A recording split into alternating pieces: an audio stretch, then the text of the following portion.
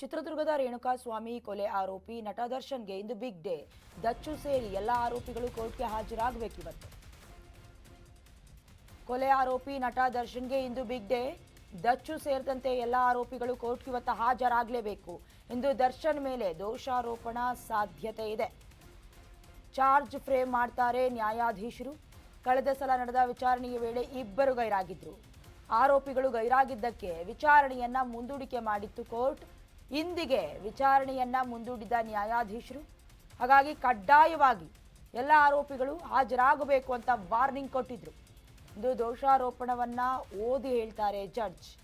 ಆರೋಪಿಗಳು ಆರೋಪವನ್ನ ಒಪ್ಪಿಕೊಂಡ್ರೆ ಶಿಕ್ಷೆ ಪ್ರಕಟವಾಗುತ್ತೆ.